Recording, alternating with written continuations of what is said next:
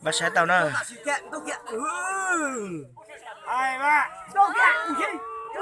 Đầu nữa, cái tí nữa.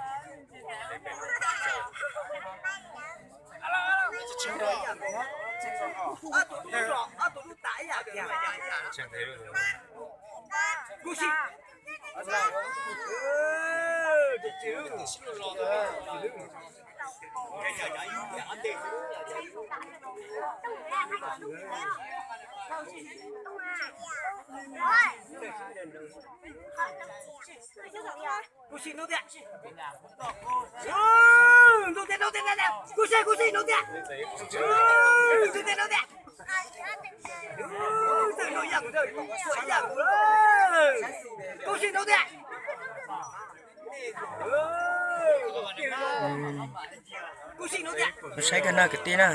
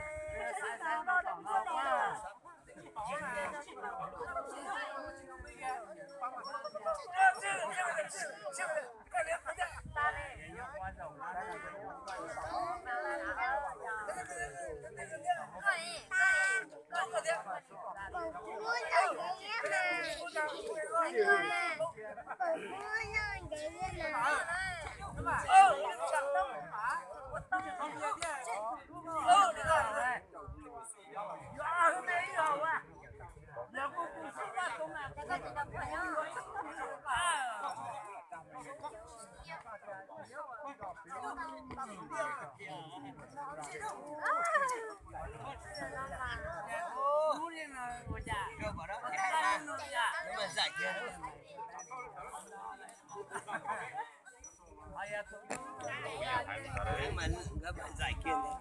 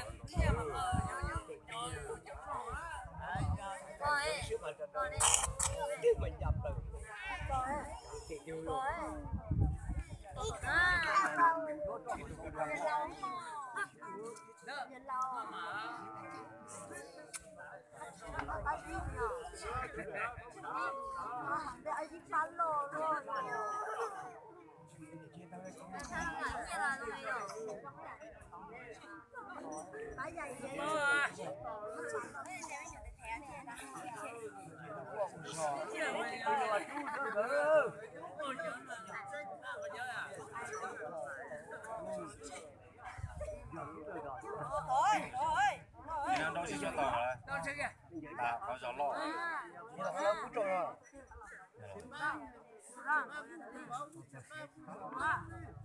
Mua không một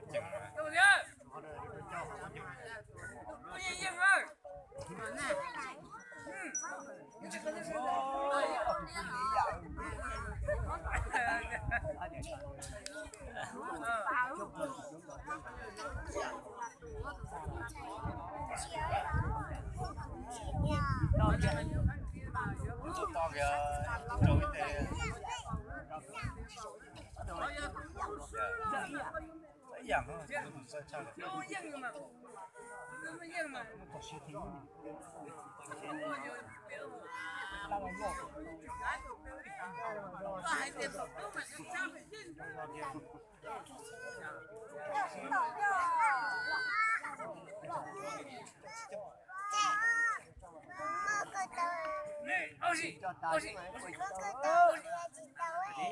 mà cái tay chẳng phải chừng đây nó gì đi đâu đó mà thằng đây cái suy suy cái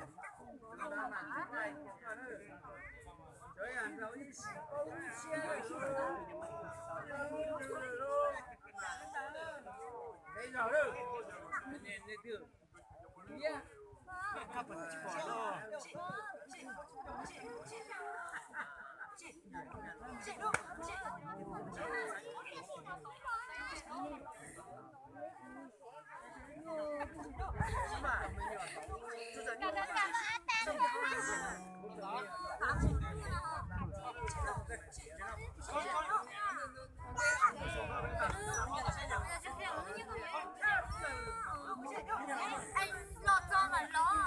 Nó sai cái thế nào cái tin à?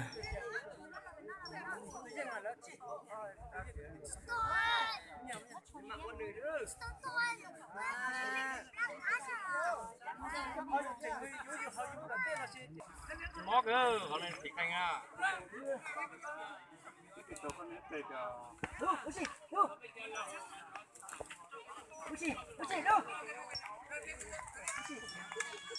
Ui, nó tên nó gì đấy như cái lò đấy.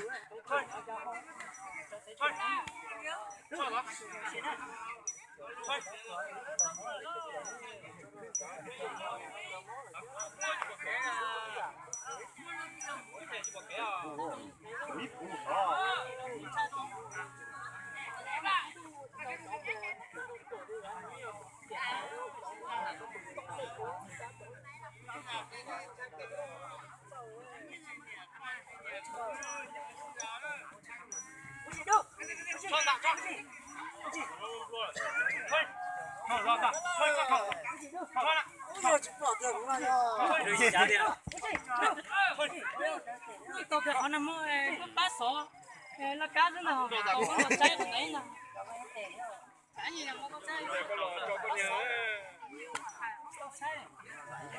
thì nó trái này có cái này à đây có đấy trái này có thế à cái nước đấy chỉ có thế nào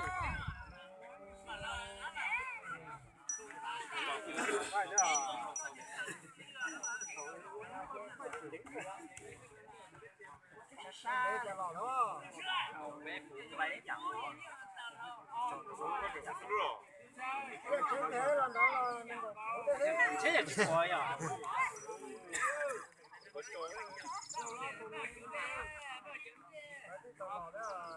đúng rồi chị này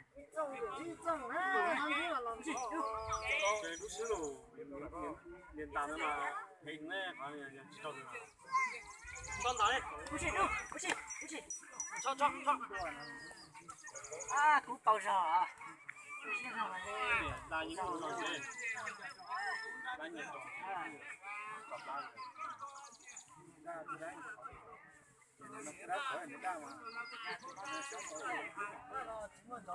để đi nuôi số chuyện là trâu hết trâu chẳng chỉ tao sáng đi ngon là đi để suy chỉ suy cái này chúng ta là canh canh lấy bây giờ thế là vâng đầu mấy cái tàu chỉ đây những đầu sai nó vào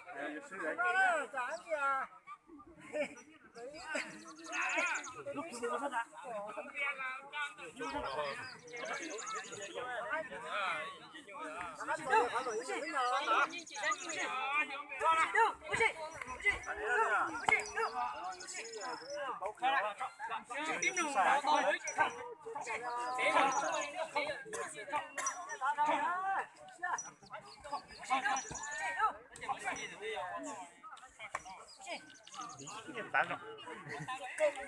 Nhớ là những tao có xét trả số nó đó. nó mở tận lỗ cho cái gì đó quay tên nhau Đấy.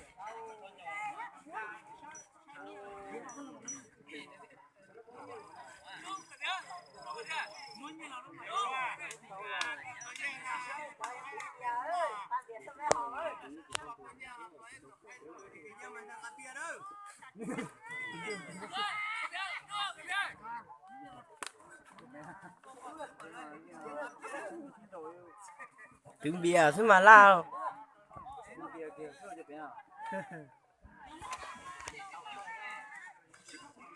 cái này cái chim hỏi nhiều từ xíu về là khen đấy là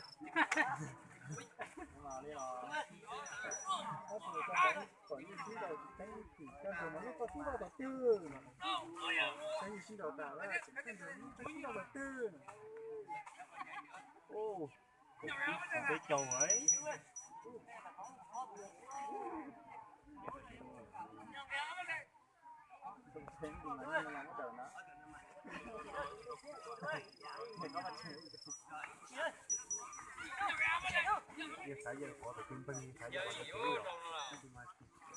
cái xe nữa à Cú rồi bỏ đi mấy cái quay không? không quay nó quay mà không sai nào không quay chẳng bộ nhẫn này chứ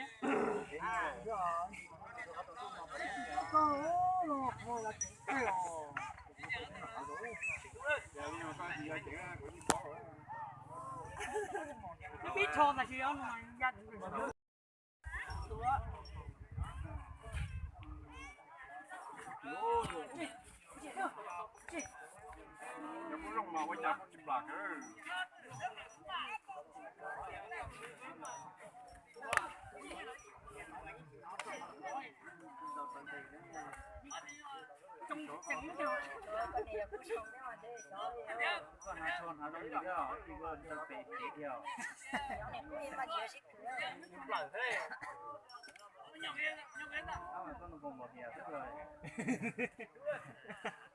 tôi muốn bộ vệ rong là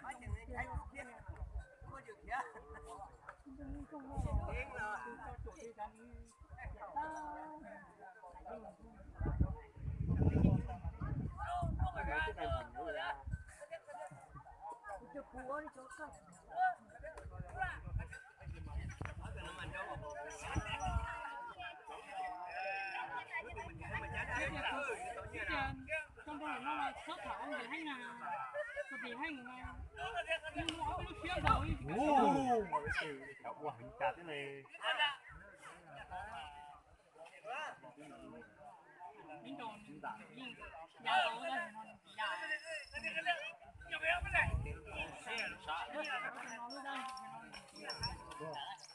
Rồi con nó bảo mua.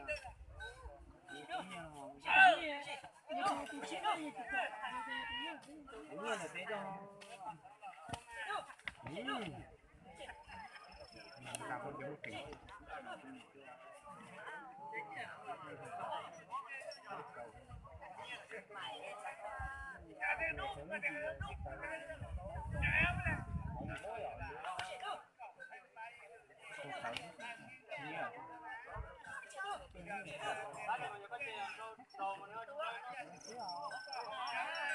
thì cứ lồng chết thao thế à